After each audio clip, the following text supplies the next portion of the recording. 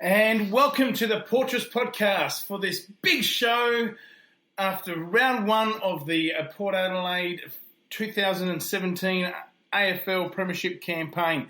Welcome to Port Fan Radio listeners live on Spreaker Chat. Please join us. Also join us on Port Fan Radio Twitter. And also tonight we have not just Craig Jones with us. Craig, welcome. Hello, Craig. How you doing, Matt? But we've also got special guest tonight, all the way from Toowoomba in Queensland, Mark Lubben. Hey, Mark, you're back, Mark. Hey. How are you, mate? I'm back. back in Maroon. yeah. Up here in Queensland with me. I'm not far away from you now. We'll catch up for the round 6 Gabba game against Brisbane. Looking forward to that, mate. Oh yes.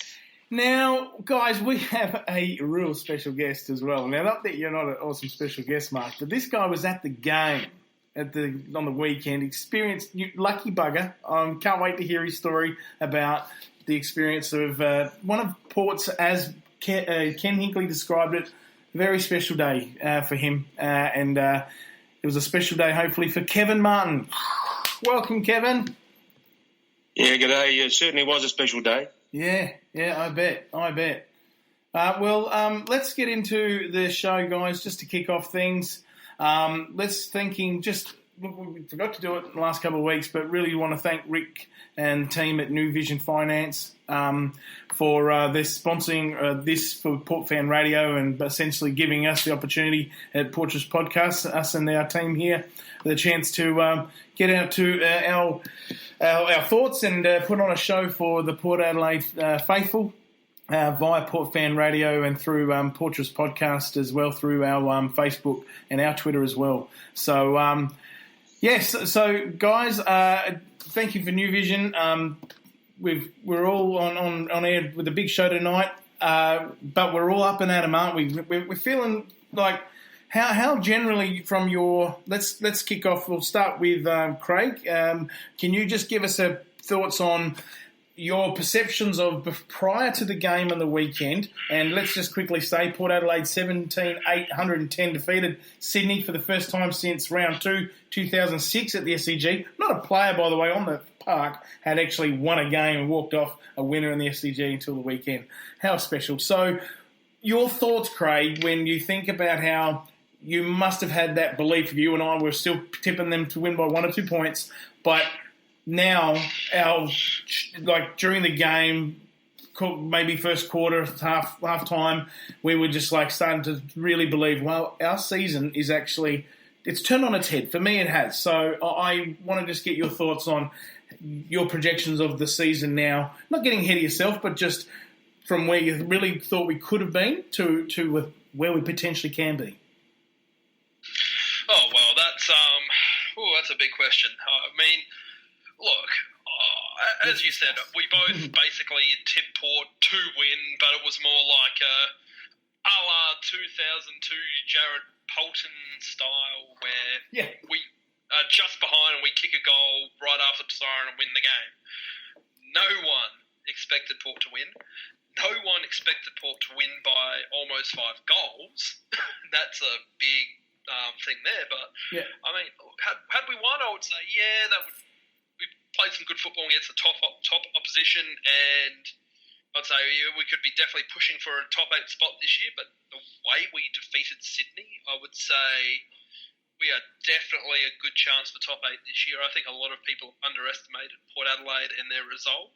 I think we do have a very strong position now to say, hey, don't think that St Kilda and Melbourne are the only 2 teams that are going to sneak into the 8 this year and Port Adelaide's going to drop to the bottom, because we've just shown we can beat teams like Sydney, which last year, because I must admit I did see a few comments on Facebook, or Port was doing that last year, beating top sides and not beating the bottom ones.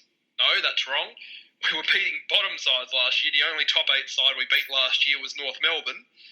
And at least now we're showing we can go back to at least beating the top sides. And now we've also got to show it against some easier opposition would be the best word to use. I'm not saying we're going to be pushovers. Hopefully we can replicate what we did in Sydney this week at home at Adelaide Oval against Fremantle. We do have what's the right word to use here? We do have the stick when it comes to playing Fremantle here in Adelaide. They haven't won a game at Adelaide Oval yet, so let's keep that going and hopefully we can beat them. Awesome. Hopefully we might even see a bit of SPP giving Fife a bit of a don't argue. That'd be really nice. Hey, Mark. I've loved having chats with Craig. Don't get me wrong, and it's wicked, but dude, I'm really looking forward to hearing what your thoughts. I think there's a lot of listeners looking forward to hearing your thoughts on just same question.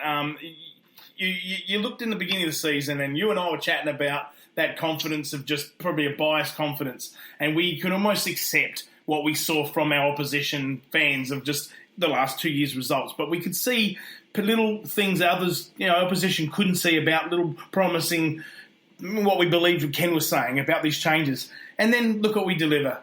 I'd really love to hear your thoughts on this.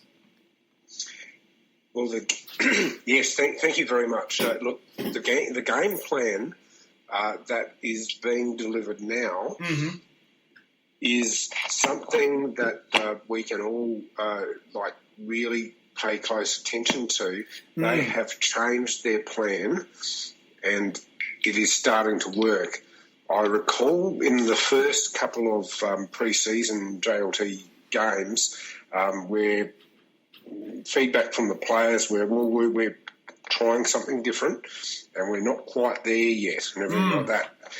The there yet started to emerge against Hawthorn, and I went, oh, okay, this is really good. The coaching and the players and the cohesion between the thinking and the doing is starting to gel.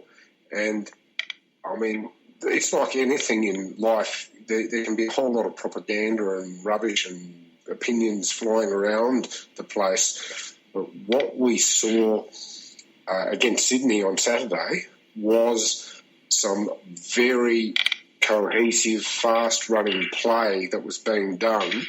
And I'm incredibly impressed, optimistic, and I think we've been significantly underrated. Yeah, spot on. And just one more. Yeah, I was going to ask you something. Yeah. One more little thing is that having Brendan Lade and Nathan Bassett in the coaching group, he's amazing. Has added a real amazing stuff. I mean, those who listened to Nathan Bassett's interview after the game and everything like that, and I did, I just went, wow. I like listening to him. This guy's a genius. He should be an AFL coach for one of the clubs. Yeah, I like we're so lucky to have him. Yeah, before I just turn to Kev, I just wanted to ask you too, Mark. We've talked. We watched games last year. You and I watching the Maggies, and just watched the way the kind of approach that Ken has had, and it's totally changed. The boys have shown, especially in those last 2 weeks, they're going to adopt the lower your eyes, and just there's no bombing into the forward line like we saw that the game plan last year, and it has really changed dramatically, and it's switched on straight away. Instead of practicing this over the pre-season, off-season, and then taking time, we thought it might take time for everyone to gel, but all of a sudden, the belief, and then there's the gelling straight away. How do you feel about going forward that system, that the way that we're playing now, using especially the Wingard and keeping Wingard and Gray in the forward line? Right, look, the cohesive is the key word. Good. Watching Carl Amon running forward with no one forward, and then waiting and hanging back and doing that little clever kick just in front of Darcy Byrne-Jones, which led to a goal, everything like that. I just went, wow, that's very smart. And Carl Amon's kick, that little dinky kick, was wicked. I mean, that's what I've got to save my little sweet for later to explain some of that stuff. Yeah. Yeah. Yes. It was we are getting into a headspace which is different than. We were battered and bruised 2015, 2016, and it was all like, oh, what are we going to do about it? Now they're in a position of being having some power and grace to be able to go and dictate the terms rather than be catch up. Yeah, no, absolutely. Now we'll bring you in, Kevin. Kevin, as I said, you're at the game. Can you share with us, for starters? I'd love to hear your thoughts too, just like I asked the other guys, just about your preconceived kind of, or predictions and thoughts about our season, pre and post the game on the weekend. Yeah, I was confident only because I didn't want to go there with a negative. Yeah, because I hadn't been there.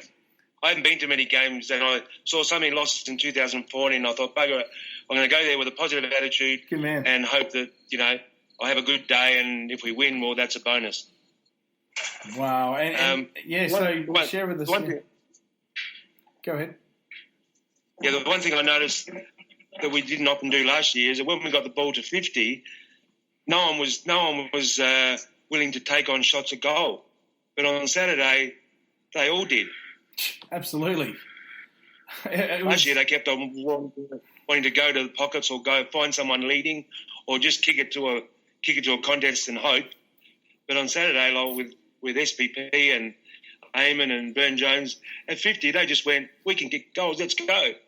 And that, I don't know if that's a confidence thing, I think. Now, did you guys listen on AA? There was a comment from SPP. Paddy Ryder said to him before the game, those 50-metre arcs is not actually as big as the normal 50s, like they're smaller. So, look, whether that's true or not, and if it isn't, then it's even better because he just planted the old placebo in his mind, and SPP was bombing him 60, 65, That's pretty extraordinary. I did like that story. Go ahead. Yeah, if that was the case, then good on Paddy for that. Yeah. Anyone else? You guys, thoughts now? If we can all just chime in, and I guess we can just try to share the audio here. Your thoughts on the game, and what we'll do, we'll get you, Kevin, after we have a little chat about things about the game. I'd like to. I gave you a little heads up before, just to share your experience of the day, because you were obviously there pre-match and did some stuff with the New South Wales supporters group and stuff. So love to share that as well with you. But just guys, beginning of the game, I mean, it was amazing because straight away from the get-go, I got so confident probably 5-10 minutes in. Just the pressure, the lowering of the eyes and the Broadies kick just to Trengo set the tone. It was amazing, guys. Our defence really stood up, and that's what Ken keeps on going on about that. He's right. Defend first, and we were really undersized in defence, and Jonas Thompson, Paul Brody, Burn Jones, and everything like that. They were just demons. They were crazy. And Reed got hold of us at early stages there too. Yes. Craig, Craig, did you listen to Rick and Macca? I have, although I've actually forgotten what they've said. I've got a couple little things I'd like to throw with you, mate, just real quickly, and any of you guys who want to chime in, but I want to ask this to Craig first. Homsch, I rate Homsch highly, and Craig has obviously he's spilled the beans on his disappointment of Homsch over the last 12-18 months, and I don't see it. I see Homsch as an absolute, important, such an important player. Now I remember that now, and I'm sorry, but he is completely wrong. I mean, how can you be disappointed with someone's performance when they haven't actually played that much in the last 12 months? Homsch was injured for pretty much half the year last year. What do you want him to do? Come out on half a leg and try and play a game? It's not going to work. Yeah, I was a bit confused by it. Every time he's gone, even last year when he was playing good football, when he was out there playing football, he was playing good bloody football. And I think he wasn't pretty good in the pre-season. Yeah. He got injured, and what else could he do? Exactly. You can't hold that against him, and that was just a really bad call by him. Well, like I say, I'm not sure if Macca's probably doesn't even listen to this show. I'm not sure, but I've been going on about how I'm tipping him to be to this year, kind of in our potentially could be an All-Australian. That's how far I reckon he can go. But it is difficult with certain names. Just Rance will just be there regardless, even if he has an ordinary season, I reckon. I guess it's. I think he's going to have a really good year, though. So it's interesting that I heard him say that, and I just found that hey, it's all different perspectives and how we see the game. But and the other one was Sam Gray would be the first out. They agreed, and I saw Sam do some really good stuff. But I watched back again and realised he does his percentages effectiveness kicking is pretty low. He does some big clangers. So maybe if we're looking at someone coming in like either Impey, Impey's so much class. Impey, I feel like Impey's got to get in somehow. So Impey has to be in.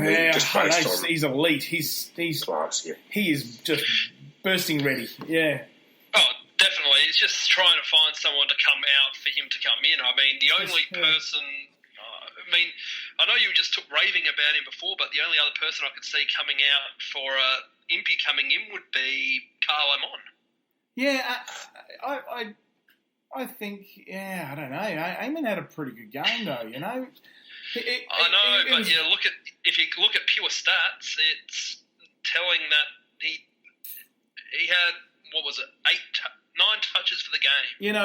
Which I know he only had a little bit of time on the ground, so that's fair enough. But if you're just going on pure stat, it would be, it would be Robbie Gray before Carl Amon. So, but I'm not going to say drop Robbie because we've got to give him a chance. No, I agree. Hey, Kevin, your thoughts on this topic? Because I would say, I almost heard myself be hypocritical to myself there, kind of like, can't get rid of Carl. But when you look at that, Impey could do what Carl did, so and potentially even more. So, you saw the game there. Can you see where I could see where we can improve in a lot of areas, and even with personnel. Your thoughts, Kev? Yeah. It's hard to. Do you want to drop anyone from a winning side? I asked myself that several times. Yeah. Robbie Gray. He was obviously going to be underdone a bit, and then he got a knock. But is he down enough that you would drop him? I doubt it. Eamon for Impey is like for like. You couldn't really. I don't think anyone else. Maybe Eddie, but Eddie wasn't going to do that good on Sydney because of the size of the ground. He'll be better at footy park. I was going to say at Oval. Yeah, I don't know. It's an interesting one. Mark, your thoughts? Look, firstly, we ought to be celebrating that we've got such a nice problem to have. Yeah, I love this chat. This is good. Depth, rather than be struggling. how are we going to do this? Now you always wanting to improve, though. We haven't even talked about Crack. He's ready, and spot on. He's going to find it really hard to get back in now too. Good point. We are so fortunate. I cannot see that Impey wouldn't be selected based on his form, and also because he was suspended through to team imposed suspension, and then he really fired for the Maggies too in the trial game. So he's on fire. Maybe Nathan Cracker might play a bit of a Maggies, play against Glenelg Norwood maybe for a couple of weeks. I don't know. Well, it's good for the Maggies. So there's some really good people that we Jesse Palmer out there, and all sorts of. Craig and I have been chatting about this for the last 2 or 3 weeks, haven't we, Craig? Yeah, it's been really interesting. I haven't heard of Palmer. I haven't heard of Palmer's preseason at all. That's ridiculous in a lot of ways, but it's because of obviously just, surprised he didn't get a run in the preseason, really.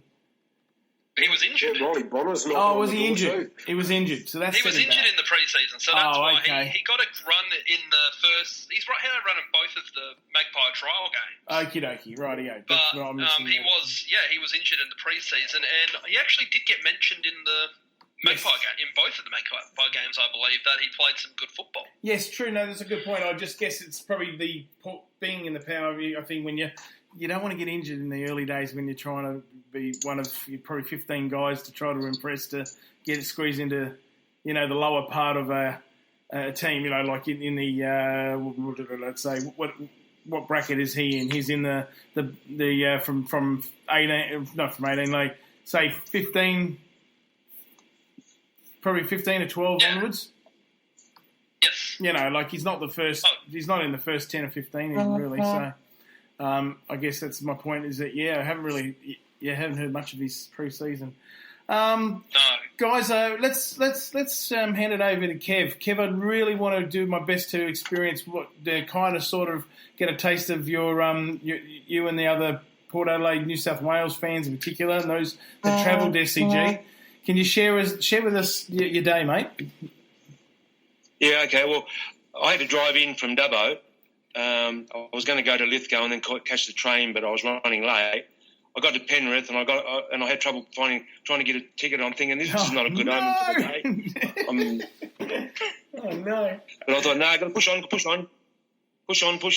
So I eventually got on the train and got into the city, and then Matthew Burkett, who's on our group, he was at the Paddington, so he told me which bus to catch because I was running late, and I thought, no, I won't go to the pre-game because it's bit of a pain. But he said, no, I know which bus to catch. I'll guide you in. So okay, so you got a chance. Did you end up going to that pre-game now because of that? Yeah, I got there about 2:30. So they were just about to draw the raffle, which I thought we had the winning ticket, but we had the winning number, but not the winning colour for Bucky's Guernsey. Nearly got his son Guernsey. Yeah, they're going D16. Purple. I'm there. We got D16 black. That'll do. They said, no, it's purple. I'm there. What are you selling the same tickets, same number and different colour? But teasing. We didn't have it. But now, where was the pre-match thing? Because I know from the SCG in Paddington or something, wasn't it? Yeah, Paddington RSL, which is just up the road. Not.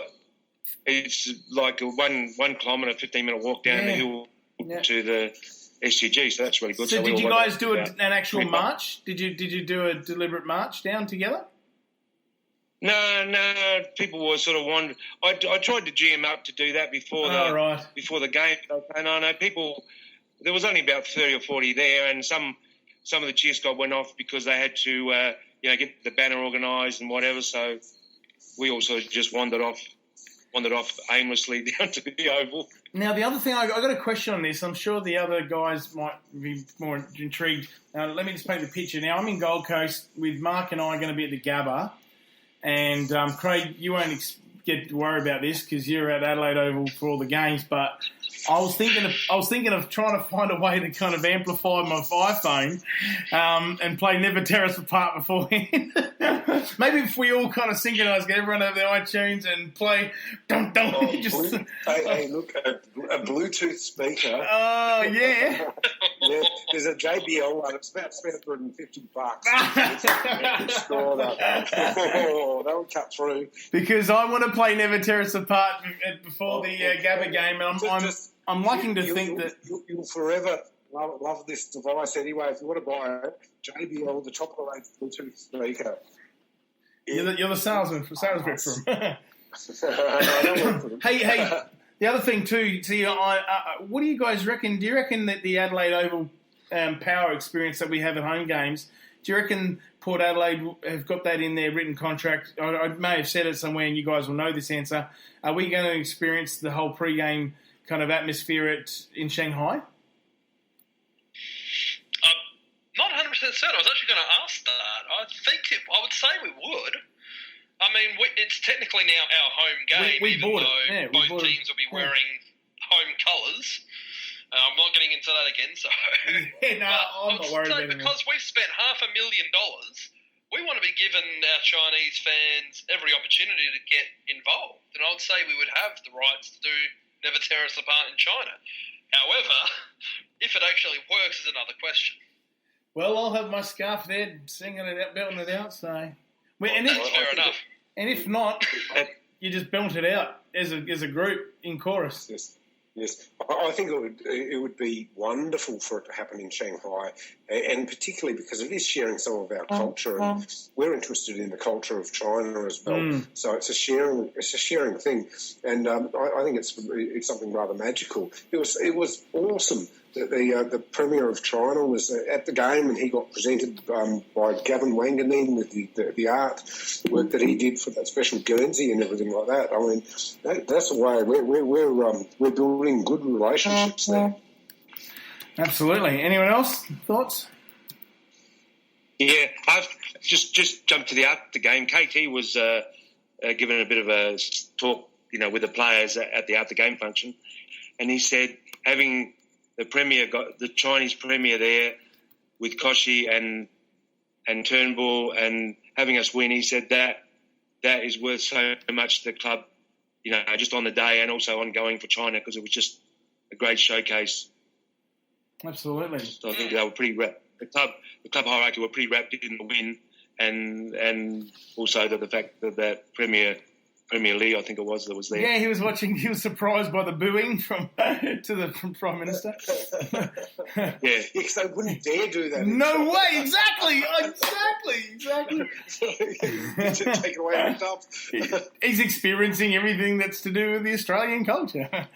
Well, that's a good thing. It is. It's a really good thing. Also, too, just like Craig and I, we're texting each other throughout the game and all the experience doing our Port Maggie stuff for our game day thread, and then obviously we had Craig doing a quarter time and half time, so I got to experience and kind of live it with Craig, on a kind of social media type thing. But Kev, tell me how cock-a-hoot and confident and chest beaten out were the Sydney Swans fans, and did you physically almost see them just curl up in their seats? Yeah, they're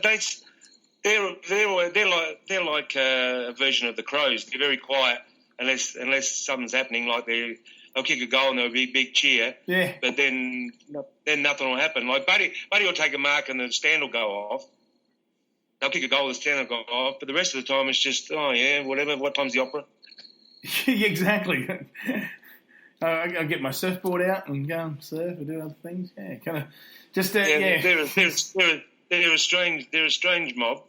Obviously there would have only been 1,000 Port supporters, if that. So there's 32,000 Swans, but they weren't making much noise. Laura said that they just dispersed over I was talking to my sister Laura, who was sitting, as we know, you're sitting there very close near you. She was saying that that you could see the crowd just throughout near the end later in the quarter, and I said to her, just the amount of seats you saw at the close to near the end of the game. Probably the last 5-10 minutes, they were all just started off, and she said, we saw them just walking away, fleeing clowns. And we were only 2 goals up. There was justification in previous Swans games that they could have, snuck a couple of goals and been within, a chance to kind of win the games. But probably the fans' confidence was as good as was as weak as the Swans. Tell us, guys, can we kick off with just Kevin? I want to experience. We'll just touch on a bit more of your experience in a minute. We'll just go back to Craig. Craig, Swans, mate. Did you read anything into the fact that Isaac Heaney and obviously who else? Gary Rowan, Jared McVeigh. They're 3 pivotal players in the side, but they still had oodles of talent on the field. But I guess just the whole. Tell me just what your thoughts of where Sydney are at and how daunting is that loss to their season as well. I don't think it is, but want to hear your thoughts. Well, I don't think it is that daunting to them. I think I may have even said it last week. That Sydney don't always get good starts to the season. I mean, I know last year they did because they played what was considered lower sides. But the last few years, when they've come up against, like, what was it? Was it 2015? They came up against GWS and got absolutely pantsed. Is that right? Yeah, and yeah. They seem to have these issues in the first couple of rounds, and then they sort of perk up and start playing good football. Yes. So I don't think it's necessarily a bad thing. I mean, yes, they've got a few players come back in. So do we. So that's a bit of a thing there. But no, I'd say Sydney are probably still fairly good chance of making finals unless they've. Have they been hit by injuries this week? I mean, well can I turn now to Mark for a quick question on this one then, leading to just what Craig just said. Can Sydney actually afford to be flirting with early form now with some of the teams and what we're seeing though, Mark? Oh, look, Sydney, like Craig was saying, it has been traditionally a slow starter and everything like that. I remember that in 2013, the real big sign of us starting to get out of our slump was beating them in the pre-season game in Alice Springs, and beating them well and everything like that, and that's early season and all that sort of thing. Look, we beat them at pretty fast. Class unit. Yeah. They're a class unit, and we ought to be very proud that we beat them. They're not easy beats, and by no stretch of the imagination was our game against Sydney that was poor on form. We beat them on merit, and they're a good team. They will be in the top 8, probably in the top 4 this season. There you go. Okay, hopefully alongside us. Yeah, excellent. So Kevin, they're paint the picture. At what point did you feel the tone was real of confidence within our little pocket of group there in the New South Wales Port supporter group there in the corner of the SCG? When did that confidence and you started to really feel, we are in this? This is a game where I'm going to really enjoy, and you got to really feel the tone go from one of hopefulness to confidence. Well, pretty much from the start, because with Jacko's goal and then Dicko really jumping in and got a free, kicking goals, we were switched on. You could tell they were switched on. Yeah, you couldn't you? Katie afterwards said, down the rooms before the game, he knew they were going to win. They were that focused on the game. Wow. He said they were switched on. He said he knew that they were going to really go today, and you could tell they went out at the start. One thing that the Swans always do, that they get it out of a boundary stoppage and then sweep across the field with like 2 or 3 players. They didn't do that very often because our contested ball and our stoppage work was so good. Absolutely. Yeah, it was something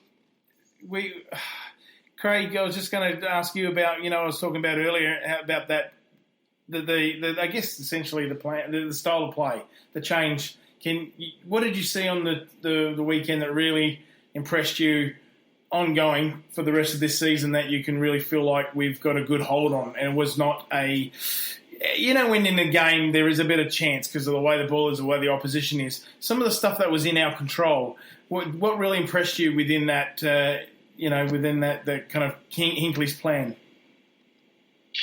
Well, it just seemed to me that we were attacking the ball more. We were getting first touch in the ruck, which was good to see. I'm just trying to... the whole game plan, I don't think it is that much different from last year, to be quite honest with you. I think we're just executing it a hell of a lot better than we were last year. Yeah. Mark, your thoughts on that? It's interesting. Okay, this is I like that. Will play in our favour from time on. Having such a brilliant ruckman like Paddy Ryder is the no third man. That the third man interference in a ruck contest it usually results in very messy play and then scrambling and all that sort of thing. Paddy is such a directional ruckman. He leaps really high. I mean, you know how high he leaps. You've seen the photographs and see how high he leaps off the ground. And then he taps right down the throat of our mids. And that is something which we will, through that change of rule, be a much better team in our results and our full points for winning games through the season as a result of the no third man thing. I think that is just incredibly good for us. And to the credit of having Paddy Ryder, I think we've got the best ruckman in the competition. He's not the tallest ruckman in the competition, but he's the best ruckman in the competition, and I'll stand by that. At Trav Russo on Twitter, thanks for listening, Trav, has said he'd definitely love to see Impey in. And I think we all agree. I think it's I've got a funny feeling there will be a change with just what Impey can offer. So, and I look forward to chatting to you guys. We'll talk about our predictions and thoughts, ins and outs, a little later on when we wrap up soon. Let's get into... actually, before we just do that, sorry, just quickly, Kev, post-match. Just paint us a picture on post-match and how the experience of that. You said KT spoke. Who were the players that went up? And if you could just share a bit of just the whole feeling of the win and just paint us a picture of just the second kind of the victory side of things on the day. Oh, I mean, it's great to sing the song at an away venue. I mean, I've been to a few away games in Melbourne where you win. I think the away wins are sweeter because there's less of you there, supporters, and sure. And if you beat them, I mean, I've seen us beat Essendon in the early days in Melbourne when Wangers and Cummings were burning, and that was a good day. Other days, I said this day equaled the grand final for an experience and the 2014 prelim as well, because we won today. We won this week. Maybe I'm just starved of football, but I enjoyed it. Actually, quickly, that'd be a fun little thing to just have you guys, Craig and also Mark, can you guys share with me, if you got one on the top of your head, have you been to an away win before? Can I start? Yeah, go for it. Go for it. An away win, 2013 versus Collingwood in the elimination final at the MCG. Okay, you can take that one. I'll have another one.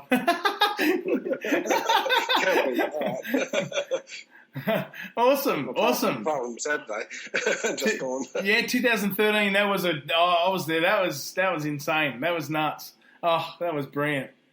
And that feeling just when we know we just knocked off Collingwood, and they cleared out early. And we drowned them out. Oh, did we ever? At the G, yeah. Craig, what was yours, mate? I'm trying to remember now. I can't remember what year it was, but it was a long bloody time ago. Because I've only ever been to 2 away games in my life, which is sad, I know. Oh, no, sorry, I've been to 3. Because one of them was a showdown, and I don't think we won that one. I have a feeling. But I've been to an elimination final at the MCG, but that was in 99, unfortunately. Yes. But I do remember, I want to say it was 2002, went to Etihad Stadium and we were playing Essendon. And I believe we may have won that one, but it's been that long that I can't remember off the top of my head. Now, my one was, if you guys can help me, try to remind me, it would have been probably Port Adelaide. Sorry. You go ahead. Go ahead. It was 2002, round 11 Queen's birthday at Colonial Stadium. Yes, of when course. we played Essendon, 16-12, 108 to 7-7-49. Yes. Ooh, that's a smash. That was a good game. I remember that. I can't believe I forgot. I just could, because it was that long ago, I just couldn't remember. But I just looked it up then and went, oh shit, yeah, now I remember. Yeah, that game rings a bell. We had some good wins that we beat Western Bulldogs and St Kilda in round 3 to get us going because we lost the first 2 games. And my game, can you guys try to help me remember this? Essentially, it would be Port Adelaide's possibly last game, maybe last win, but just, I think it even is the last game at Optus Oval against Carlton. And I went with my mate who's a Carlton fan, and Chad and Kane were playing together. This would have been, I reckon, say, I'll go 02, 03, maybe 03. Maybe 03. So I thought they'd already finished playing games there. No, so it was at Optus Oval, and it was definitely kind of heck. It might have been 01. I remember it was a game where Kane and Chad almost wedgied Kane, and Peter Burgoyne just kind of somehow worked his way with Sean. Just these goals where they kind of just kept the ball alive, going around pockets, like just around and then just kind of essentially walking into the goals and the opposition. How did I let you just kind of work your way up to the goal line? They had these little, just clever little moves, and I don't know. It was just, I just remember that game. Dean Brogan, one of his earlier games. So it might have been literally 2001 even. So one of our last games, I'm pretty sure, at Optus Oval. Time for the sweet and sours. Here we go. I'll kick off with the sweet. I'll go with one to start with. My sweet was, in particular, I've been watching, I lost count of how many times that I've watched our replay of our game, let alone one thing I've been rewinding throughout the game and watching was just the transition, especially the coast-to-coast goals. And so the way we got the goals, but also, so the SPP's 2 goals. Both of those were on the back of some wicked transition from coast to coast. Well done by Polak. He can give them that run and dash. And they're looking a much better side when they can link like this on the wing, although they almost get themselves into, but at least out of trouble. And the Ebert delivery was outstanding to Powell Pepper. There's no touching from the opposition. I think, the second goal, Trengove to Eddie, which was a brilliant kind of hip and shoulder kind of mark. He pushed the player off his line legally, and then wicked kick to SPP. But the other play as well, where Polak just flying along there, Ebert involved with Youngie, and on the back. Look, there were some other goals like that where I just thought so promising for the future. This was not an accident. This is not one out of the box. This showed me there's actual substance to this team's plan of attack. Up to the wing, Charlie Dixon just shrugged off Grundy. Look at the pass. Great kick. Into the middle. Amon. Got to be smart here. Well, what will he do? He has to dab it, which he does effectively for Burne-Jones, drifting into the forward line. So that's my sweet. We'll start kind of working our way through. Craig, what was your sweet? It has to be the rising star of the round, Sam Powell-Pepper. I mean, as you just mentioned there with his 2 goals, I mean, even the commentators were stunned that he was able to kick from over 50 metres and just had to get those goals, and he just went, look at me, I am here, and I am unstoppable. He looked like an absolute natural out there. We have gone and got a really good pickup here. I'm hoping he can maintain his performance throughout the season. I think he can. He looks like a ready-made AFL player, and I'm almost shooing him in for the rising star for this year. I mean, geez, he just amazed me. He's the number 1 draft pick at number 18. Amazing. Very true. Well, and also, just quickly there, before we're going to get into that as well, if you just look into what he achieved, it was 19 disposals. He had 7 clearances. A lot of the players had, even 9 clearances from Boki and that, but 7 from Powell-Pepper. 5 inside 50s and 2 goals. I mean, the guy just racked up the numbers and just showed this is not an accident. All right. Definitely. Mark, your sweet. Okay. Now, my sweet's a little bit different. It's a long-term burn. We've invested a lot of money in Hamish Hartley, Hammer. He was a highly rated, what was he, pick number 8 or something like that in the draft. Don't remember exactly, but he's got so much talent, and yet he's struggled and he's been inconsistent and all that sort of thing. And my sweet is seeing him after all of the angst, all of the horrible stuff going on, where we really tried to get rid of him, and nobody else wanted him or was willing to pay last year, and then for him to be able to turn it around now, having interviewed him with you, Matt, and also Hannah being there as well, just getting to know the guy. He's a really nice person and a great athlete with a great attitude towards the sport. Yeah, he's a gem of a bloke. To see him coming back. And actually, even though he did a bit of a clanger. He dropped the ball badly, but his work great, and everything that he was doing versus Sydney, and also through the JLT series and everything like that, is that our investment will come back to pay off. And I believe in him. He's such a good footballer, Mark. And that's my swing. I'm so happy to see him rise up. And there's plenty of people that have been absolutely sinking the boot in and everything like that. And I'm not going to do that to him. I believe in him, and that's good. Mark, he's such a good footballer for me that if he'd left, he would have been one of the first footballers for me that I would have still followed and really enjoyed watching his career just regardless. I think he's just such a good guy and would have just wished nothing but the best for him. But I'm so glad he's right. Absolutely. Yeah. That big bob, that big kick he got, that 60-metre goal he got. So like, whoa, that did my heart a world of good. And just knowing what that would have meant to him, because he would have had to suck it up. If things go wrong in your life and you're not firing and things aren't so good and everybody expects a lot, that wouldn't be an easy thing to be going through. And I imagine he would not have been feeling all that good. For him to actually put in and rise up, that's my sweet. And he shared it on a video too. The Port Adelaide PTV's just got an interview with him, and he opens up a bit about that as well. Can we get that noise going off, guys? For one of you guys has got a buzzing, just try to... Sorry, it's been keeping going still. There it goes again. All right.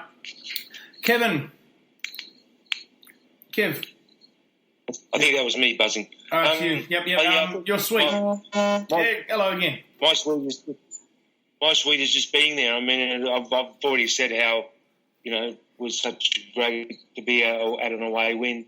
Just being there and singing the song after the game, and we did 2 renditions of Never Tear Us Apart up at the aftermatch, which was pretty good. We didn't sing the club song at the aftermatch because I thought it was a bit strange. But I was wondering if you did that. I was going to ask you that. Yeah, they didn't know. I went up to I think it was Daniel Norton and the lady that was up there and said about it, and they sort of went, "Oh yeah, whatever." They didn't seem to be too interested in it, but anyway, no, everybody was pretty happy singing "Never Tear Us Apart" and waving scarves and whatever.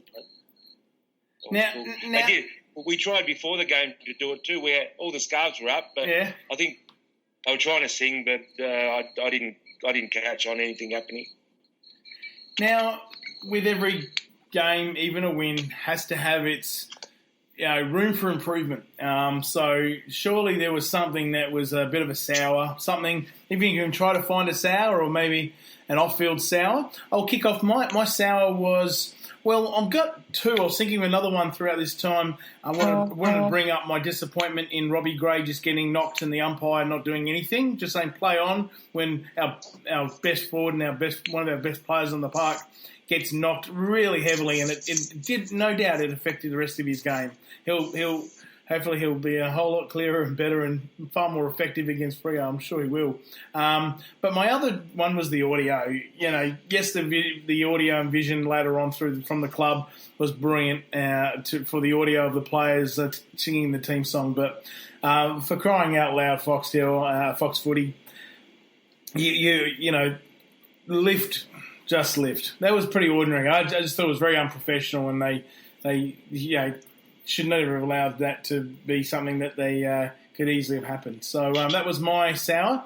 Craig, what was your sour of the week, if you can find one? Oh, geez, now I can't even think. I was going to say something about the audio, but no, I can't.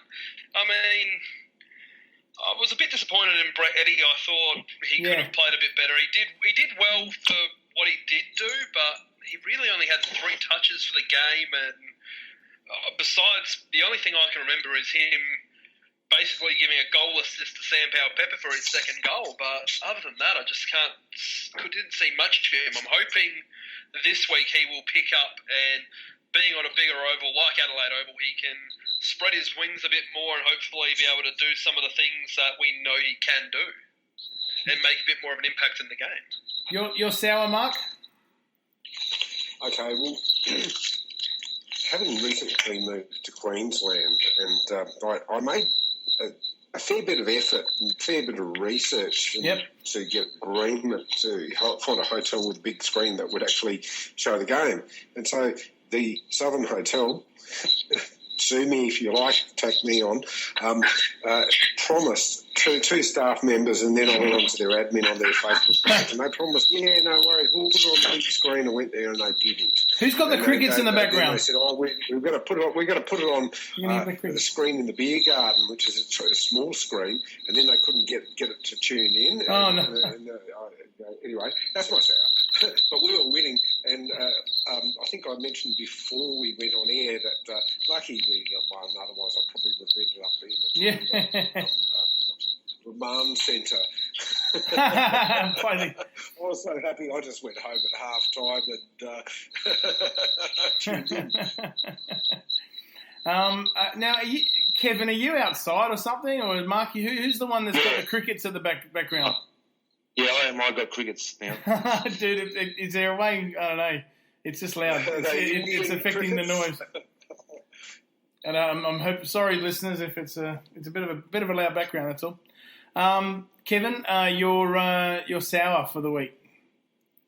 Yeah, I had to do this to Hammer, but him doing those little punches, he's got 2 fines. If he gets a third one, he gets a game. So he needs to temper that down. I'll send him this snippet of this audio to him. No, come on, Hammer. Yeah, I agree. I mean, lads, your thoughts? I agree with Kevin wholeheartedly on this one. I get worried about it because, especially when all you have to do is just be out of line a smidgen, and they smash us. Port Adelaide smash our players heavily when they kind of just go out of line even just a bit, don't they? That is true. I am punished hard. Yeah, I wouldn't want to see Hammer get banned for a week just because he keeps jumper punching.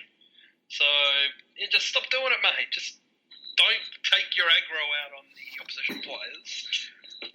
Turn it into a positive and use it as a skill. Mark, you got in with Hammer. Get in. Yeah. Tell him to pull it in. Now he's starting to really show his worth as a half back. Yeah, we need him and Brody there and everything like that, and Jasper Pittard. God knows who's going to play where.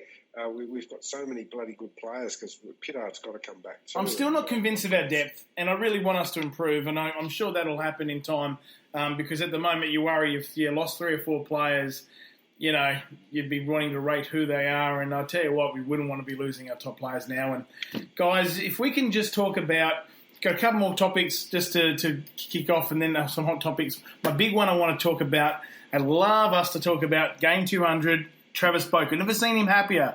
He was amazing on the weekend too. I forgot he's a goal-kicking champion. He's a ball magnet when he wants to be, and when he's confident and leading, and he just knows how to be a leader out there. I forgot how good of a leader he is, and I'm so confident this season, possibly if for nothing else on the back of just what Travis can bring to this team.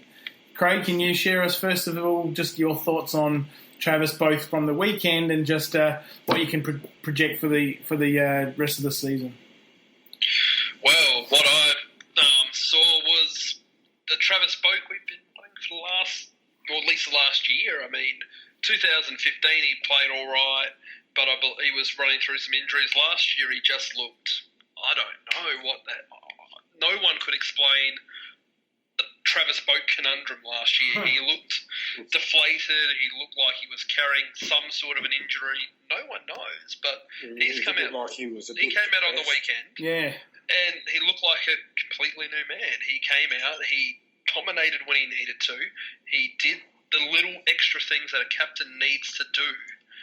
And I was just impressed with how he played on the weekend. He was one of the best on ground that night, and I just can't give him enough praise. Yeah, Mark, your thoughts? Look, he's a barometer. Hey, if Travis is playing well, he's the leader, he's the captain, leader of the leaders group.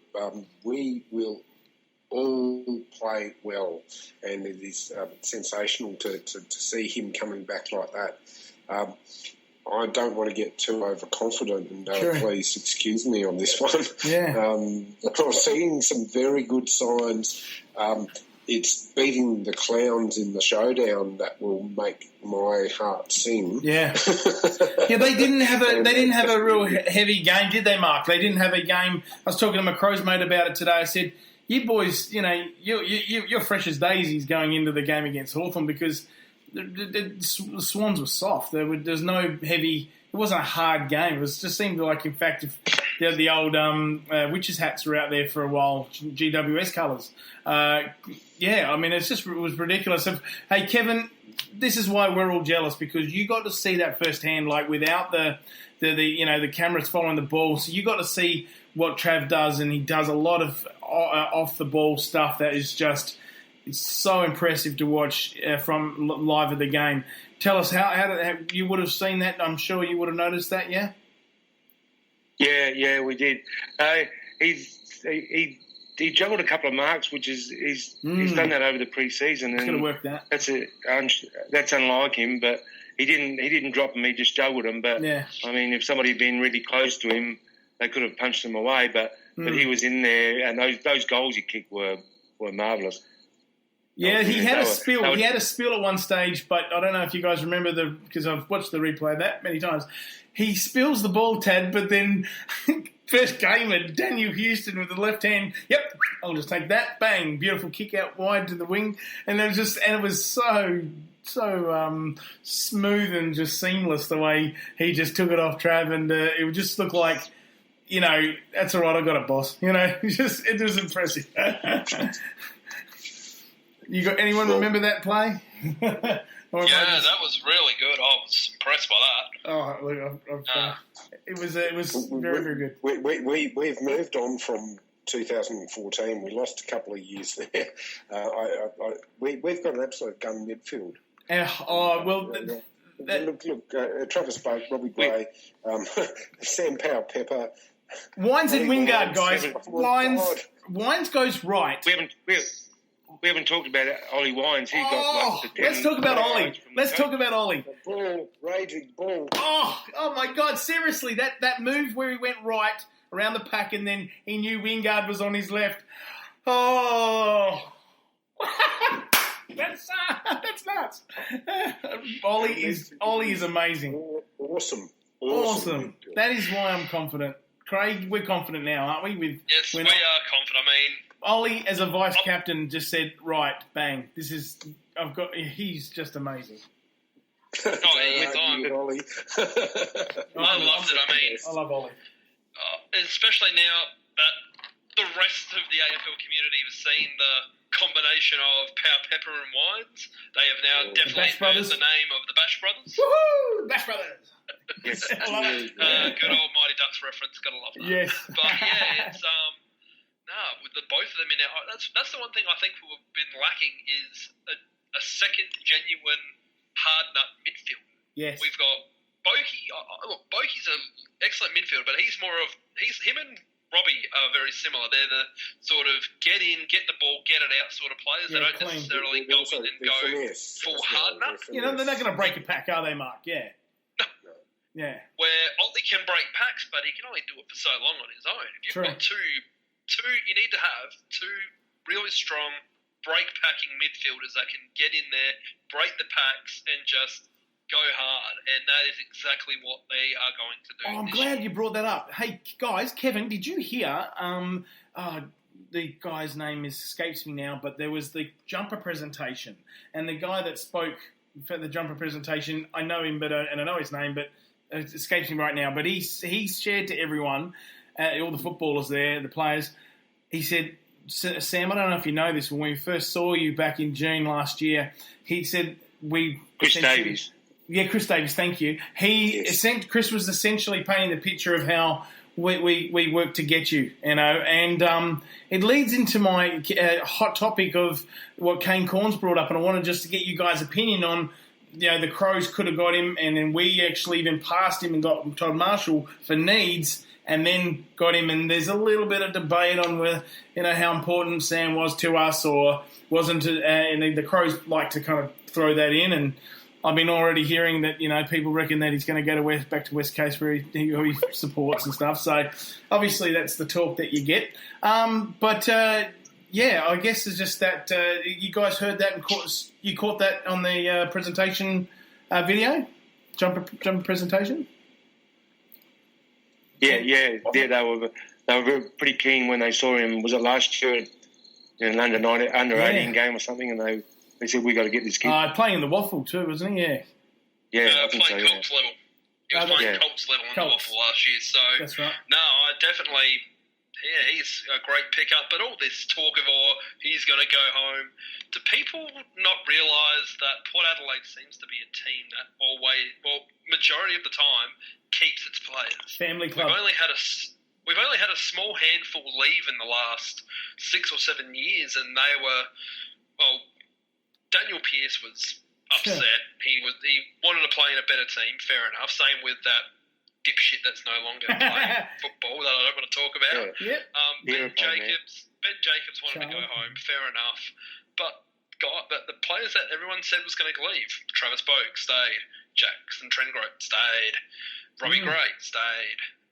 They're all staying and playing football. Mark and I had these chats because they know how good this club is. Mark, we used to talk about it, didn't we? And I believe Pau Pepper is going to be the same. He has come in.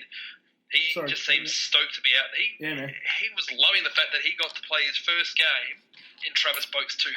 He kept on going about that. Absolutely, that was awesome. I think he's just pumped to be playing for our team. It's just, I think he was happy to be picked up by an AFL club, so it didn't matter if I think he would have loved to have stayed in WA, but now I think that he's at a club like Port Adelaide and knows how, and has actually learned about the club, and I think he's going to stay. And I think he's going to be just like Ollie now. They're going to stay for the entire journey, I reckon. And I've just got really high hopes. We're a destination club. Again, we are a destination club. Yeah. And people like Jason Cripps and also Chris Drain, the assistant recruiting manager, the people that have actually been out there and scratching around who's out there with the talent, blah, blah, blah, to bring that back to Ken and bring it back to the coaching group as to who are the targets and everything like that. I think our recruitment in the last 2 years has been absolutely brilliant. We have... not only got these people, but it's just like Ollie Wines here. He's from Echuca in Victoria. I think he wants to stay. Travis Boak. Why would he go back to Melbourne? Melbourne's not even back to Melbourne. Yeah. We're a destination club. Absolutely, destination club. Like I was just going to say before, Mark and I, we've had some chats about this stuff, haven't we, Mark? When we're at the club and you can just feel the family club connection there. You know, vibe. Yeah, it's pretty strong. Not just being a fan and that side of things. Any other hot topics in the AFL? Your thoughts? Maybe if we can just turn to even like Geelong and Fremantle. Geelong just can copy and paste Geelong's kind of play for Port Adelaide. If I see the way we played similar, and I can't see where Freo are going to get a look in. Really, just cannot. Port Adelaide should do some damage here. Your thoughts, guys, on just if we can just turn to the weekend coming. Start with you, Craig. Give me your predictions and just your thoughts and just your ideas on what we're going to be seeing from both Fremantle and the game itself. I mean, Freo are still just going through. I don't know what they're really going through at the moment. I mean, last year, yes, they had lost their two best players, but if you lose two of your best players, you still should be able to string some decent games together, which they really couldn't do last year. They had a couple of good games here and there. I think they've really fallen off the trot. They really need to do a complete clean out and start again with their players. They're pretty much what we were. They're starting to get to that point of, yes, they had their like us out. Say 2007. Yes. And then after 2007, just dropped off completely, even though we had some good players still and we would have them come up and down, but that's what they need. They just need to eventually just get to the point of clearing out as much of the deadwood as they can, get some decent players back in. They need to go through a complete rebuild. So is it going to be an ugly game? This week we can step up and just absolutely pants them. Yeah, okay. It would be an ugly, not ugly as in bad ugly, but yeah, an ugly, big result for us. Yes, definitely. I'm hoping for, it'd be good for percentage. It but would yeah, definitely, I think we can get a good win this week. Yeah. Now, what's your predictions? Any standouts? Who would you like to see? I'll be asking you all you guys these questions. So if you can just, Kevin, Mark, if you guys can please kind of start thinking about these. Sorry, Craig, it's right on the top of it. Right. Just give me a bit of an idea on what you'd like to, where we can improve from last week to this week, and what you'd like to, where we can expose, talk about Ryder and Sandilands and what we can do there, and just what would you like to see generally, that how we're going to get a big, confident, big, strong win?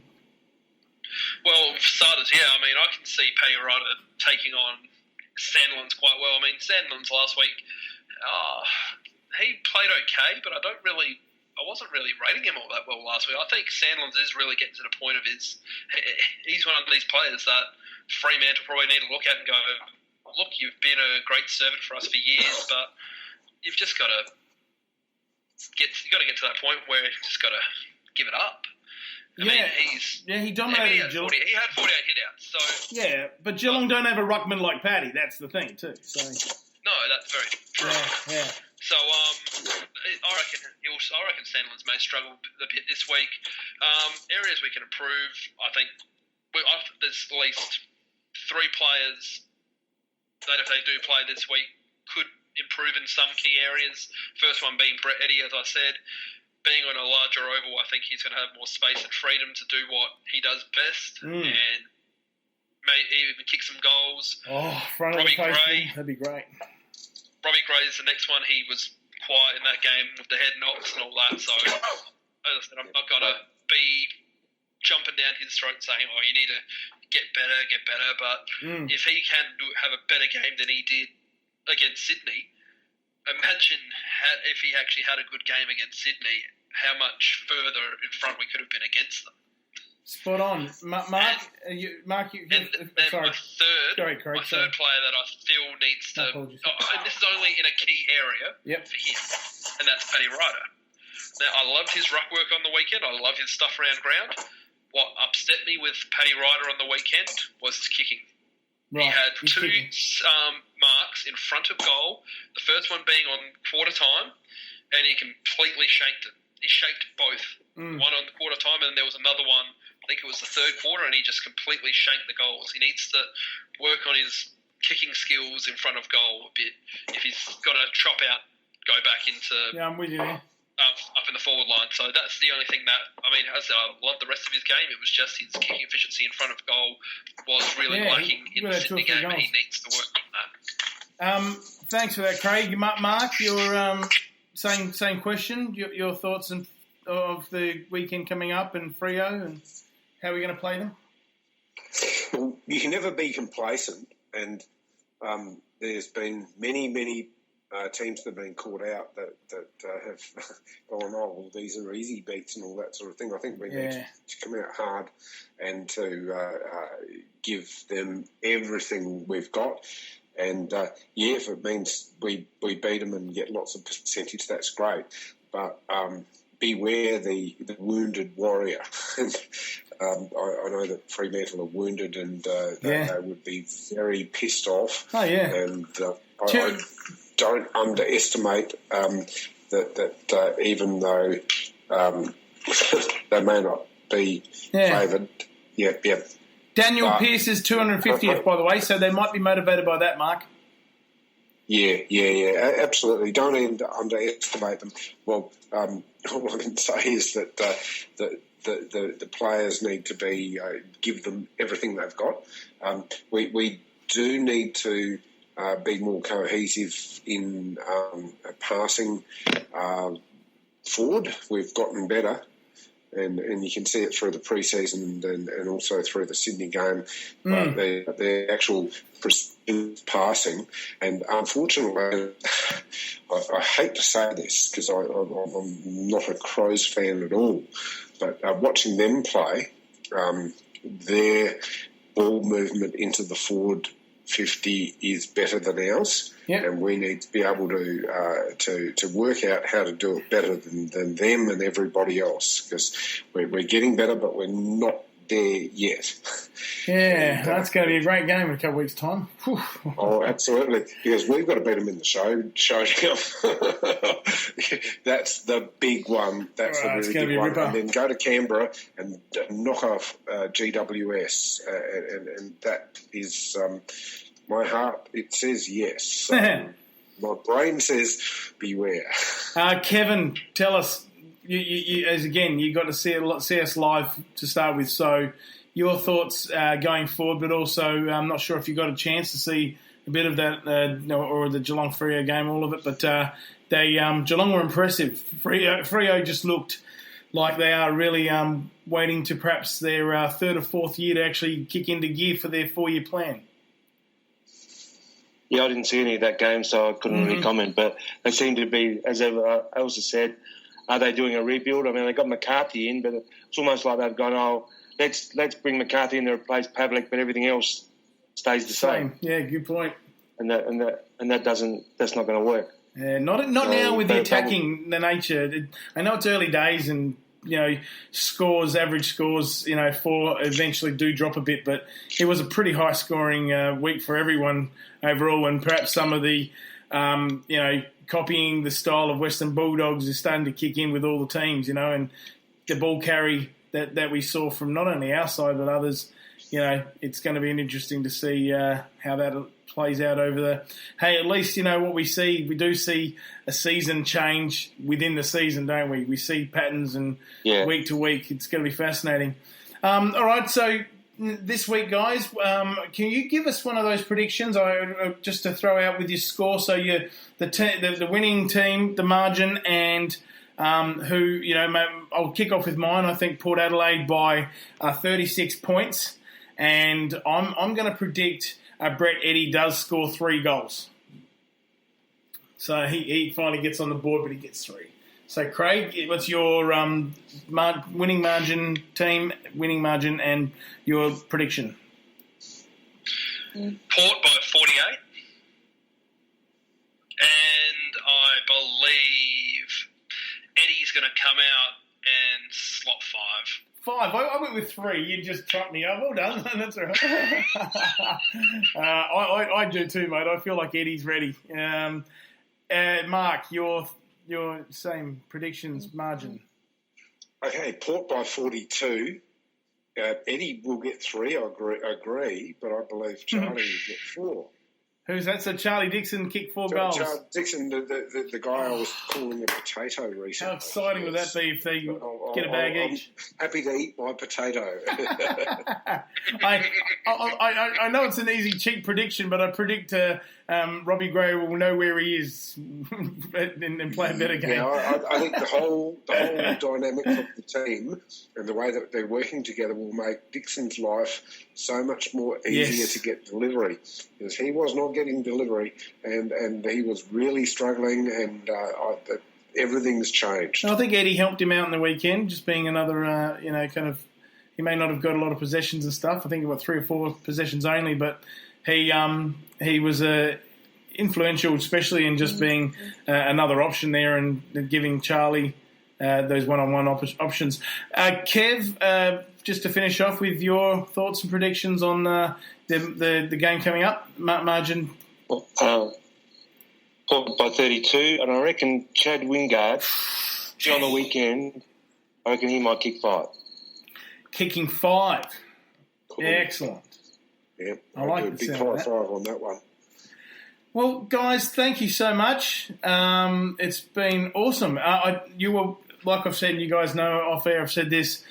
This is welcomed every week or whenever you guys want. So we hope to have you both back on. We've got the big showdown next week. So if you want to be part of that, the podcast for that or any others, please let me know. We look forward to having you guys back on. Kevin, thank you very much for sharing your time, and you are welcome on any time, but I understand you won't be on all the time. But thank you so much for sharing and painting a bit of a picture for us guys and the rest of the listeners. That was very good. That's good. Yeah, I'm hoping to get to Canberra, so I'll come on before, after, or both. Good man. I appreciate that. That would be really, really great. Even beforehand too. That'd be wonderful. Mark, thanks, mate. Thanks for being on the show. Thank you for having me here. Yes, you're welcome anytime. I know I have not been there as often as I ought to have been. But, you've saved it for the big one. And lastly, Craig, you legend. Thank you, and unfortunately I won't be at the game this week. I'm skipping the first home game, unfortunately, so I won't be watching. I've got other things on this weekend that have got me occupied, but at least I've got my father going in my place. Okie dokie. Well, I won't chase him up for scores and a video. Mr. Jones, Dr. Jones. Is he a doctor? That'd be awesome, Dr. Jones. No. All right, guys. Well, I'll wrap it up by saying thank you again, New Vision. Thank you very much, Rick and the team, for allowing us to do this. Port Fan Radio, guys. We've got coming up, Port Game Day podcast coming up on Friday near the end of the week. The Pair is coming back, I believe, also with tomorrow night.